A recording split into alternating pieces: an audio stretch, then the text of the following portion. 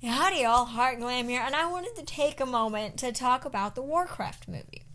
Now, if you know anything about Blizzard or World of Warcraft or even Warcraft, then you should still stick around because I'm going to talk about some points that you might not be aware of going into the movie. If you don't know anything about World of Warcraft or Warcraft, but you still want to watch the movie and fantasy is your thing and you want to show your friends, girl, look at this. I know all this information.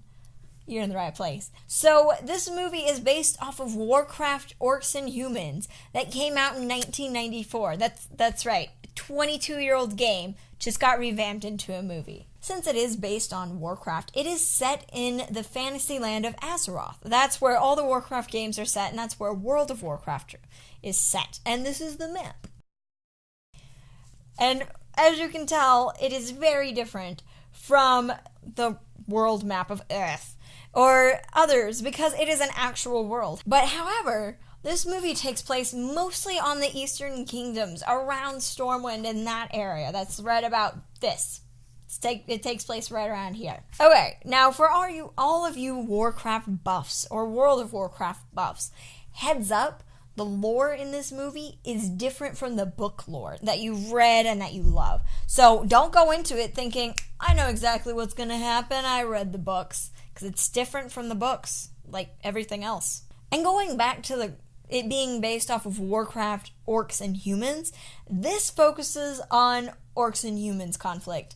There are some other races that they show throughout this movie, such as Dwarves and Night Elves, but those are more in passing, such as in meetings for the Alliance. Now, going on with the Alliance segment, we only have in the Alliance at this point Dwarves, Night Elves, and Humans. So the Horde in this movie is actually based upon the word Horde. It's not the Horde that you know and love that involves undead, trolls, blood elves, tauren. No. The Horde in this situation only involves orcs. In this movie, we only get to see 5 of the Azerothian species, which includes humans, orcs, night elves, a bit of Draenei, like you get to see them for about a minute, and then some dwarves. If you've played World of Warcraft, you know that there's a variety of options for when you're doing your character. You can be anywhere from a hunter, to a mage, to a warlock, to a death knight, to a warrior. However, in this movie, I'm sorry guys, there's 3. There's literally 3 classifications. There's warriors, that's aka just knights. There's going to be warriors, there's going to be some mages, and there's going to be warlocks. So if you were hoping that you get to see a paladin in action, get to see that hammer of justice falling upon some poor orc, not this movie. Maybe the next one. Maybe if they do a sequel, they'll add in. But this is based on Warcraft the game, the strategy game, not World of Warcraft, the MMO. And in the movie, Warcraft buffs, you're going to know this, but non-Warcraft buffs, there is a thing called the Kirin Tor. The Kirin Tor is basically just mages. Just assume it means mages and magic within Azeroth. That's the simplest way I can describe it. As is with most fantasy movies, a lot of these characters look alike and are hard to distinguish.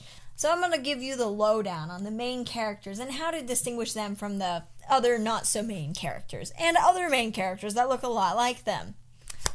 So first you have Sir Anduin Lothar. You can recognize him because of all the scars on his face. And he's a human. He's a human warrior, basically. Let's say that. He's going to be the main character throughout this movie, so keep your eye on him. And then you have Garona.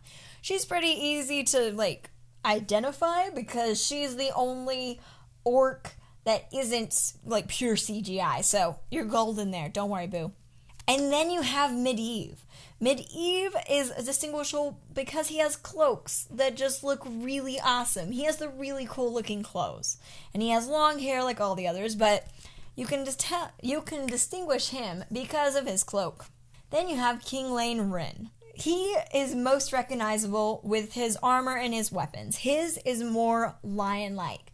His helmet's a lion, his sword has a giant golden lion at the handle of it, so you got it. And lastly, we have Khadgar. Khadgar is easy to distinguish because he's one of the few characters with short hair. So just look for that short hair and there's Khadgar. So the first pure CGI character on the list would have to be Duratan. He's distinguishable because of his long braids that are heavily decorated, and his little ring right here that's on his lip. You can tell because in the movie he'll hit it a few times. And then the next orc would have to be Ogrim Doomhammer. He's distinguishable because he's brown and he's bald, and he's usually with Duratan. So that's how you can tell who Ogrim is. And lastly, we have Gul'dan. You can always distinguish Gul'dan because of the spikes coming out of his back. He's ridiculous. Thank y'all so much for watching. I hope this was helpful for y'all. Warcraft is a great fantasy movie. I hope this video helps you enjoy it even more. If you giggled, chuckled, or farted during this video, make sure to click that subscribe button.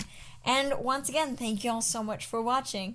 See y'all in the next one. Bye! Hearts!